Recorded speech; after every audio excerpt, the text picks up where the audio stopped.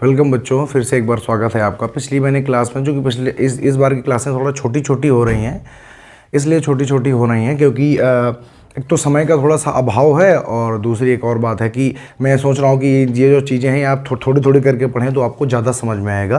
तो आज का जो सिद्धांत है, मैं दूसरी बातों को न करते हुए मैं सीधा सीधा सिद्धांत में आता हूँ। बाकी आप सभी जानते हैं, ध्यान से पढ़ते रहिए और वीडियो को लाइक और शेयर ज़रूर कीजिए, ताकि अपने दोस्तों को भी बताइए कि चैनल कोई ऐसा है जो बहुत ही अच्छा चलाया जा रहा है और जिसमें सीडीपी या बाकी सारी क्लासें बहुत ही अच्छी तरीके से दी जा रही हैं। और आप किसी भी टेट की तैयारी कर रहे हो, आप इसको पढ़ सकते हैं, आप इसको समझ सकते हैं, सुन सकते हैं और एग्ज़ाम में सफलता को सुनिश्चित कर सकते हैं। तो चलिए, तो मैं अगला प्रिंसिपल आपको पढ़ाता हूँ। अगला जो सिद्धांत है वो उसको कहते हैं development is spiral not linear. इसका मतलब है, मैंने आपको पहले ही बताया था कि जो डेवलपमेंट होता है वो कैसा होता है, स्पाइरल होता है। स्पाइरल का मतलब होता है ये वर्तुलाकार होता है, रेखीय नहीं होता है। अब देखिए, जरा समझिएगा, समझने की कोशिश करिए कि वर्तुलाकार क्या चीज़ है और स्पाइरल क्या चीज़ है, सॉरी लीनियर क्या है और स्पाइरल क्या है। जरा इसको समझने की आप कोशिश करिए। देखिए, अगर हम बात करें वर्तुलाकार की, तो आप जानते हैं, आपने स्पाइरल वाली नोटबुकें आपके पास में होंगी जो कि ऐसे ऐसे ऐसे ऐसे होती हैं। और बात करें अगर हम लीनियर की, तो ये चीज़ें होती हैं ऐसे। देखिए, लीनियर क्या कहता है, जो ये देखो, ये है लीनियर। लीनियर का मतलब हिंदी वाले समझ जाएंगे, ये क्या है, रेखीय।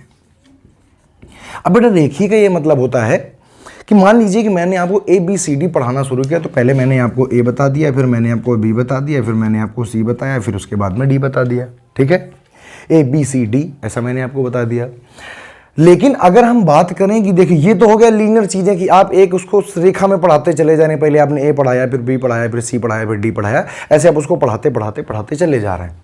लेकिन अगर मैं बात करूं वर्तुलाकार की, अगर मैं बात करूं स्पाइरल की, अगर हम, ये क्या है, ये वर्तुलाकार या स्पाइरल, तो आपने यहां पर, हमने कहा कि आपने पढ़ा दिया, इसको A पढ़ा दिया, यहां पर पढ़ा दिया आपको, ये देखो इंटरकनेक्टेड होता है एक दूसरे से। आपने A B और C पढ़ाया, लेकिन यहां पर आपने बता दिया CAB कैब। ठीक है, बस नहीं समझे। आपने क्या किया कि बच्चे को पहले पूर्व में आपने क्या किया, ABCDEF आपने पढ़ाया था Z तक। ठीक, तो आपने लीनियर में उसको सिखा दिया। लेकिन जो स्पाइरल होता है, डेवलपमेंट कहता है कि चीजें लीनियर नहीं चलती हैं, जबकि पहले वाले ज्ञान को दूसरे वाले ज्ञान से जोड़ना होता है। जबकि लीनियर क्या कहता है कि आपने जो पहले पढ़ लिया उसको छोड़ दीजिए और जो अभी पढ़ रहे हैं सिर्फ उसमें फोकस कीजिए। लेकिन ऐसा नहीं है। क्या आप बिना क्लास 1 के, क्या आप सीधे 4 में जा सकते हैं, या उसका बिना सिलेबस पढ़े हुए क्या आप सीधे इंटरमीडिएट में जा सकते हैं, क्या आप सीधे 12th कर सकते हैं? नहीं कर सकते हैं।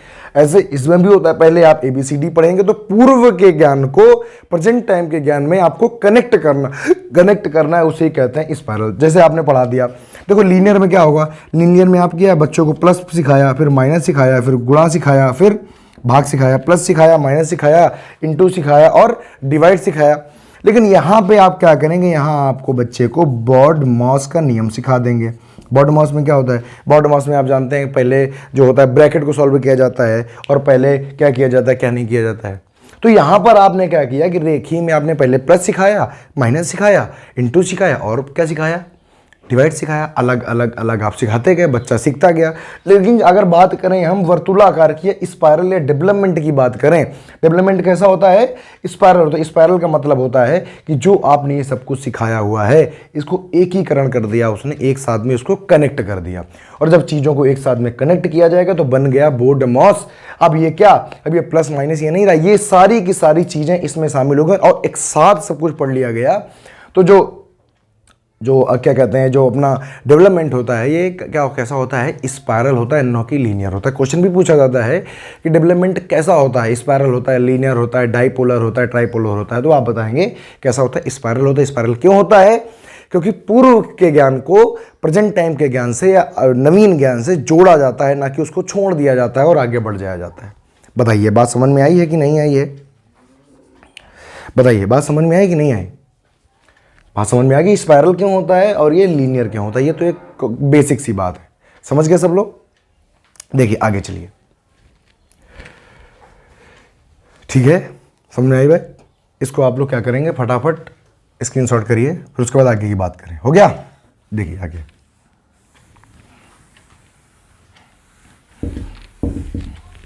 आगे समझिए।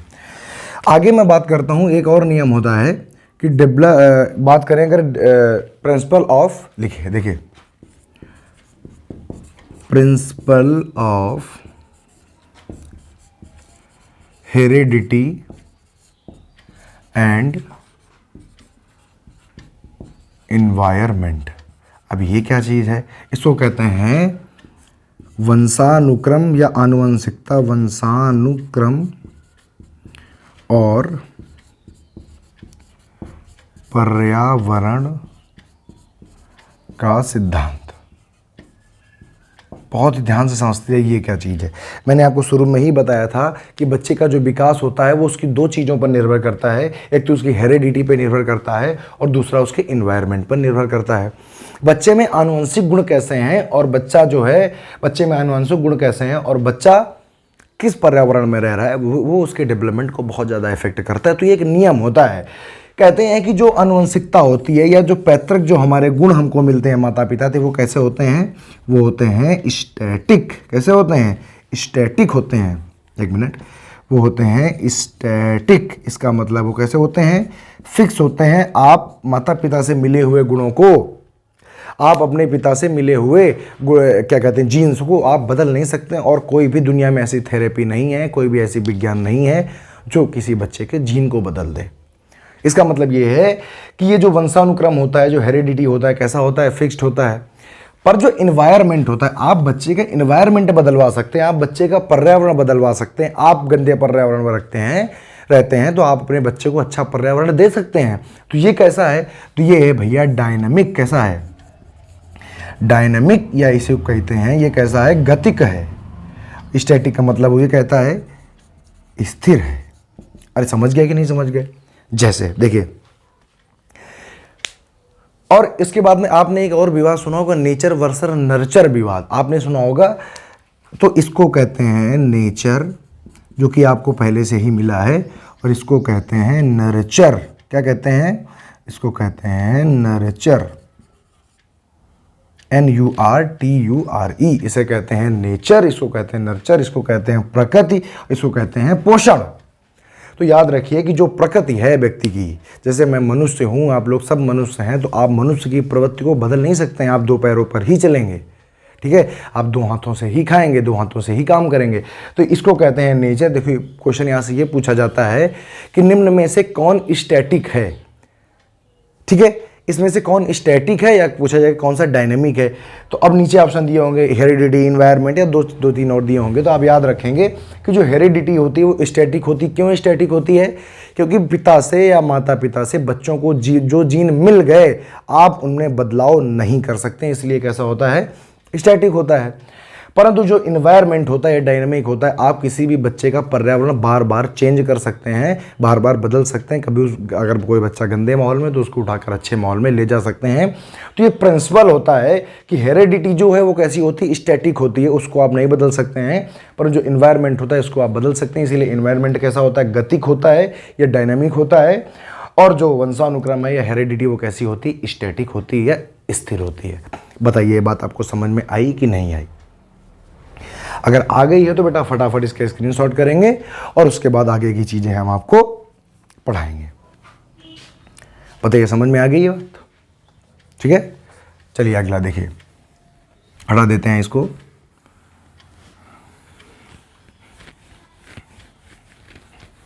अगला जो नियम है आपने पढ़ा होगा, प्रिंसिपल ऑफ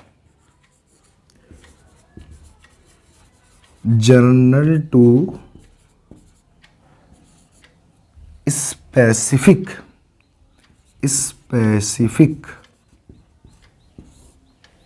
इसका मतलब होता है सामान्य से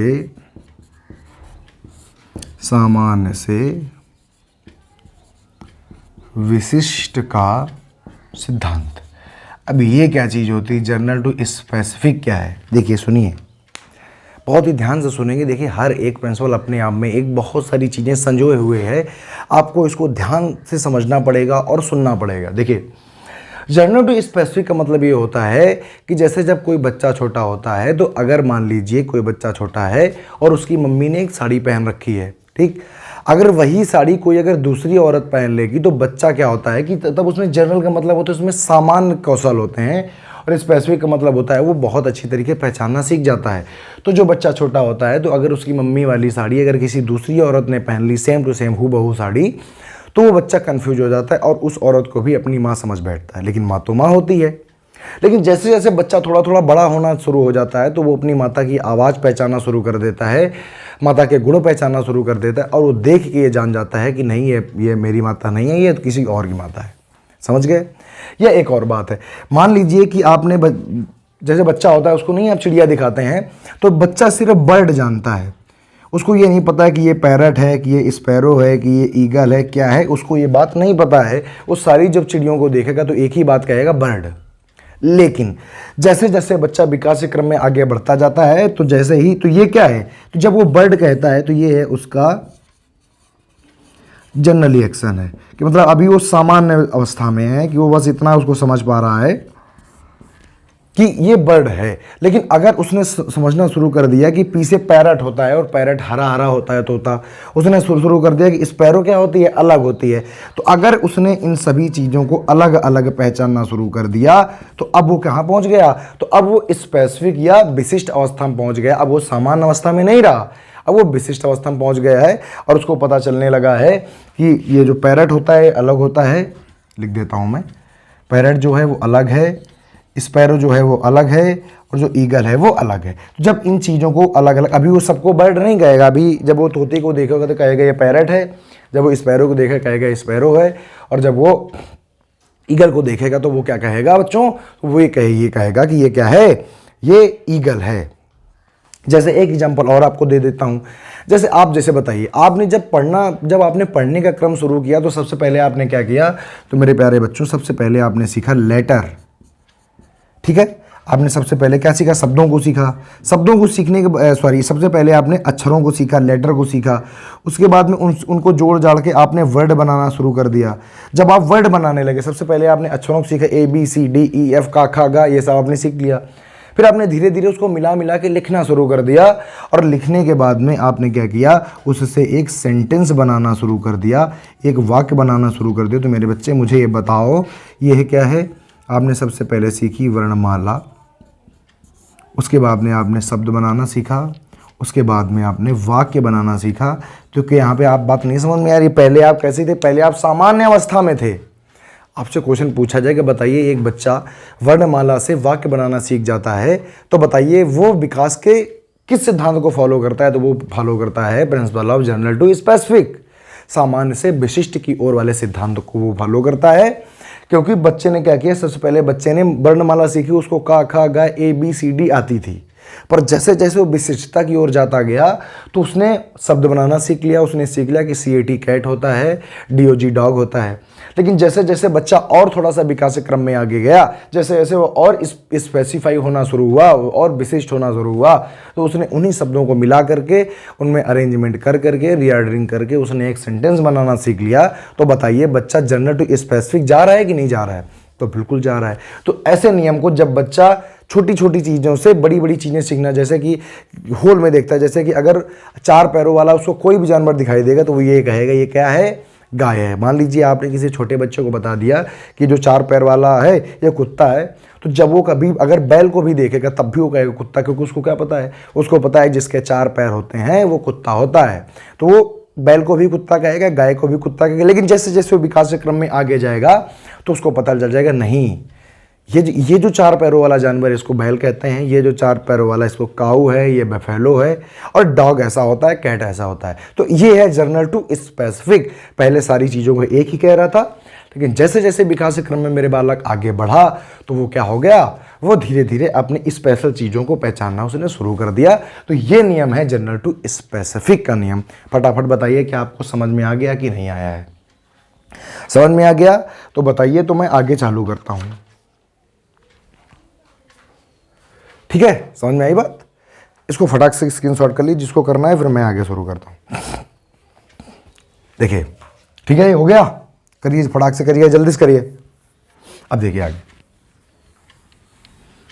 अभी इस क्लास में हम इनको ख़त्म कर देते हैं, अगली क्लास में हम दूसरी चीज़ पढ़ेंगे क्योंकि ज़्यादा लेंदी क्लासें ना हो जाएं, इसलिए मैंने इनको छोटे छोटे कई भागों में बांट दिया था, क्योंकि ये चीज़ें थोड़ा सा समझने वाली हैं बच्चों। तो ये इस बात को आप थोड़ा सा याद रखिएगा कि ये चीज़ें आपको बहुत अच्छी तरीके से बहुत सटीक आनी चाहिए। अगर इनमें आप फेल होते हैं तो बड़ी दिक्कत में आएंगे आप, ठीक है। क्योंकि ये देखिए CDP अगर आपको डीप में पढ़नी है, बहुत अच्छी पढ़नी है, तो आपको ये सब चीज़ें धीरे धीरे आनी चाहिए। अगर ये नहीं आती तो फिर आप दिक्कत में हैं, ठीक है, समझ रहे हैं मेरी बात। तो आप लोग इसको बिल्कुल याद रखिए। देखिए अगला जो है वो है प्रिंसिपल ऑफ डेवलपमेंटल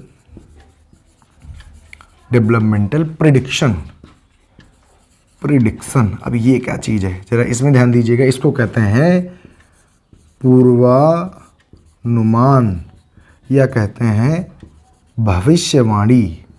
अब जानते हैं ना भविष्यवाणी क्या होती है, पूर्वानुमान क्या होता है, भविष्यवाणी का सिद्धांत। अब देखिएगा, देखिए ये छोटी छोटी चीज़ें हैं पर आपको याद करनी पड़ेंगी, ठीक है, आपको याद रखनी पड़ेंगी। ज़रूरी नहीं है ये पेपर में आ जाएगा, परंतु आपको CDP की समझ के लिए मेरे बालक सब कुछ याद करना पड़ेगा। देखिए पूर्वानुमान भविष्य, देखिए अपने जो भारत है यहाँ पर कहा जाता है कि होनहार बिरवान के होत चीकने पात, या कहा जाता है कि जो पूत के पाँव पालने में ही दिख जाते हैं। सेम चीज़ यहाँ भी वही है कि प्रिंसिपल ऑफ डेवलपमेंटल प्रिडिक्शन। अगर आप किसी बच्चों को देखते हैं, जैसे आपने देखा कोई जो बच्चा है वो स्पोर्ट में बहुत अच्छा कर रहा है, वो स्पोर्ट बहुत अच्छा खेलता है, तो लोग कह देते हैं कि ये जो बच्चा है ये खेल के क्षेत्र में बहुत आगे जाएगा। आपने ये देखा कि कोई जो बच्चा है वो उसमें क्रिएटिविटी बहुत है, मान लीजिए वो स्केच बहुत अच्छा बनाता है, वो रचनाएं या चित्र पिक्चर वो बहुत अच्छे बनाता है, तो लोग कह देते हैं कि ये जो बच्चा है ये स्केचिंग में बहुत आगे जाएगा। तो ये हमारा एक प्रेडिक्शन होता है। तो ये आप कह सकते हैं कि आप डेवलपमेंट को आप प्रिडिक्ट कर सकते हैं। आप ये कह सकते हैं कि जो डेवलपमेंट है वो प्रिडिक्टेबल है। आप बता सकते हैं, किसी भी बच्चे को देख के बता सकते हैं कि ये किस क्षेत्र में बेहतर करेगा। तो ज़्यादा उसमें कुछ विशेष बात नहीं है, पर फिर भी आपको याद रखना पड़ेगा कि सिद्धांत ये भी होता है प्रिंसिपल ऑफ डेवलपमेंटल प्रिडिक्शन। आप किसी भी बच्चे के जर्नल इस क्या कहते हैं एक्टिविटी को देखकर आप उसको बता सकते हैं कि ये बच्चा कहाँ तक आगे जाएगा, ये बच्चा कितनी वृद्धि करेगा। तो ऐसा अगर पूछा जाए कि बताइए, एक बच्चे को देख करके क्वेश्चन कैसे आता है, एक बच्चे को देखकर एक व्यक्ति कहता है कि ये बच्चा स्पोर्ट में या ये बच्चा रचना करने में या स्केचिंग में बहुत आगे जाएगा। बताइए वह व्यक्ति विकास के किस सिद्धांत का पालन कर रहा है, तो पालन कर रहा है प्रिंसिपल ऑफ डेवलपमेंटल प्रिडिक्शन या पूर्वानुमान या भविष्यवाणी के सिद्धांत का वो पालन कर रहा है। बताइए बात समझ में आई कि नहीं आई है? अगर आई है तो यस करिए, और नहीं आई है तो कमेंट में बताइए, मैं दोबारा आपको बताऊंगा। समझ गए यहाँ तक? बस एक सिद्धांत और बचा है, आप लोग पढ़ लीजिए और उसके बाद में क्लास को ख़त्म करते हैं, ठीक है। देखिए छोटा सा है पर बहुत अच्छा है, इसका स्क्रीनशॉट किया, बस आपको इतना याद रखना होता है। और आप अपनी तरफ से भी लिखते जाइए नोट्स में कि स्पोर्ट में कोई अच्छा है तो स्पोर्ट पर्सन बनेगा, कोई स्केचिंग में अच्छा है तो स्केचिंग, अगर कोई सिंगिंग बहुत अच्छी करता है, लिख देता हूँ मैं, अगर कोई सिंगिंग बहुत अच्छी करता है। आपने देखिए, आप लोग खुद भी करते होंगे, आप सभी टीचर हैं, तो आप जब स्कूलों में जाते होंगे तो आप किसी बच्चे से मान लीजिए कि उसने 26 जनवरी पे गाना गाया, और जब 26 जनवरी पे गाना गाया अगर वो बहुत अच्छा गाना गाता है तो लोग उससे कहते हैं कि तुम ट्राई क्यों नहीं करते हो, तुम ट्राई करो सिंगिंग में, तुम्हारी सिंगिंग बहुत अच्छी है, तुम्हारा गला बहुत अच्छा चलता है। तो आप प्रिडिक्ट ही तो करते हैं कि ये बच्चा कहाँ तक विकसित हो सकता है। देखिए आप करते सारी चीज़ें हैं, पर आप ये नहीं जानते कि सिद्धांत कौन सा इसमें लगता है, बस इतना सा अंतर है। बाकी आप सारी चीज़ें करते हैं, आप हमेशा प्रिडिक्ट करते रहते हैं। आप स्कूलों में पढ़ाने जाते हैं तो बताते हैं माता पिता को कि बच्चा आपका इस क्षेत्र में बहुत आगे, इस क्षेत्र में बहुत आगे, तो ये सारी चीज़ें, ठीक है। तो इसका स्क्रीनशॉट कर लिया होगा, मैं आगे का सिद्धांत आपको पढ़ाता हूँ, सुनिए। देखिए अगला जो है ये सिद्धांत है, इसको कहते हैं प्रिंसिपल ऑफ यूनिफॉर्म पैटर्न। इसको कहते हैं प्रिंसिपल ऑफ यूनिफॉर्म पैटर्न। एक मिनट रुकिएगा, प्रतीक्षा करिएगा।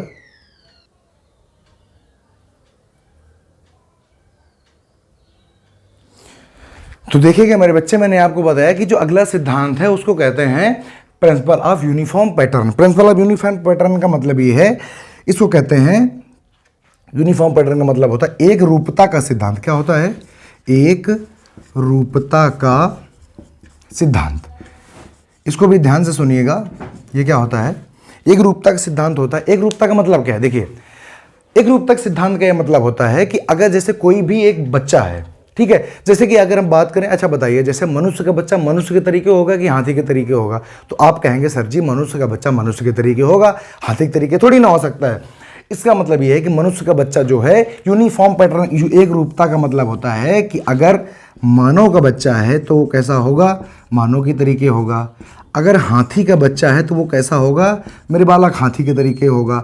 जो बिल्ली का बच्चा है वो कैसा होगा, जो बिल्ली का बच्चा है वो भैया बिल्ली के तरीके होगा, और बिल्ली का बच्चा मनुष्य के तरीके थोड़ी ना हो सकता है। तो अगर आपसे कहा जाए कि मुझे एक बात बताइए कि जो मनुष्य का बच्चा वो मनुष्य के तरीके होता है, बिल्ली का बच्चा बिल्ली के तरीके होता है, तो ये विकास के किस सिद्धांत को फॉलो करता है, तो ये फॉलो करता है principle of uniform pattern. Uniform pattern का मतलब होता है एक रूपता का सिद्धांत, एक रूप होता है। जैसे कि बिल्ली का बच्चा बिल्ली के तरीके होगा, मनुष्य का बच्चा मनुष्य के तरीके होगा, ये यूनिफॉर्म पैटर्न को फॉलो करता है। जो बच्चा होता है वो अपनी माँ के तरीके होता है, बाप के तरीके होता है, मनुष्य के तरीके होता है, ना कि बैल और भैंस के बच्चे के तरीके होता है। ठीक है, इसको कहते हैं प्रिंसिपल ऑफ यूनिफॉर्म पैटर्न। तो मेरे बालक यहाँ से आपके सारे पैटर्न होते हैं समाप्त।